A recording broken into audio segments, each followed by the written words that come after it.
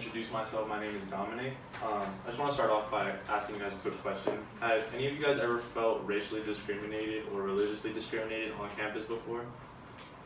I don't know about y'all, but I've seen it with my own eyes on our own campus. And the social justice I will be discussing with you today is, despite having an open campus, the dangers that radical groups have on campus life have deep psychological scars on their victims, and they affect you long term. I'll be explaining these dangers through a personal experience, a visual explanation, and the science of the effects that it has on your brain. Like I said, this topic hits home for me specifically just because I personally have experienced this dramatic experience here on campus not too long ago. One day, I was just minding my own business. It was earlier this year, in January, walking down the street by the wellness center and the gym, and I seen there was this big group of people, and these people in the middle of it with picket signs, shouting at people, and I was just walking through going to class, and they pointed at me because they see my cross, and they were oh, are you a follower of Christ? I'm yeah, and they're are you Catholic, or are you Christian? I was no, I'm a Catholic, and they're you're gonna go to hell, just like that, and I was damn, like that, and then so after they said that, I got curious. I stayed for a minute, and I saw what they were saying, and they were just pointing at there was a Muslim club, just they're having a bake sale, and they were just saying you guys did 9/11, you guys aren't going to hell, convert to Christianity, and as a Catholic, I have nothing against Christians, but I know that's not what the Christian faith is explaining, and they're miscommunicating it, and they're saying stuff about homosexuals, liberals, and it was just a bunch of blasphemy, trying to get people to just trying to get a reaction to people, and so I noticed that, and I was no, that's not right. That's a huge discrimination on a lot of group of people, and that shouldn't be allowed on campus. And it's I wish you guys could step into my shoes and feel the atmosphere of the event if you didn't see it over there.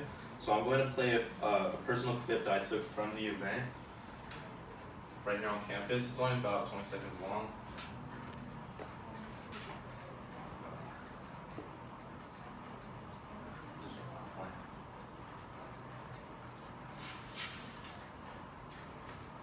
I'm just playing on my phone.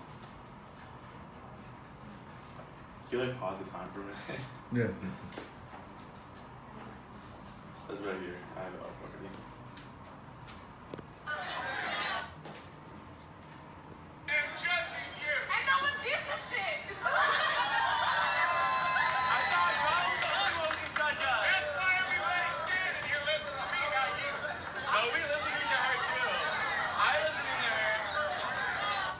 So basically, what's going on in this clip is you can see there's a big group of people around, and everyone's got high tempers. Everyone's very frustrated. They're screaming at each other, this and that, and obviously that just doesn't need to be happening. On both sides, that's just something that's a distraction on campus, and I feel it's a violation of our rights as students to go here.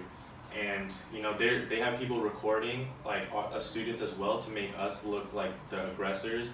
And it's not right, and it's not displaying us in the right way as students.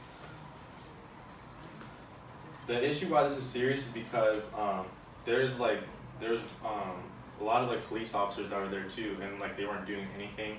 They weren't doing anything to help us as students or even protecting them. So and it's an easy Title IX case. According to the EEOC legislation, the act was passed to end discrimination of race, color, religion, and sex in the work fields and public schools. So if the law enforcement isn't solving this, then who will? In fact, groups like this are only gaining power. According to the 2018 USA Today article, a large group of students called back against an extremist group that came on campus preaching homosexuality, sex, and partying would lead you to hell. And I also saw this same exact group of people on spring break when I went to UCSB, and it shows that they're only just gaining power, and they need to be stopped.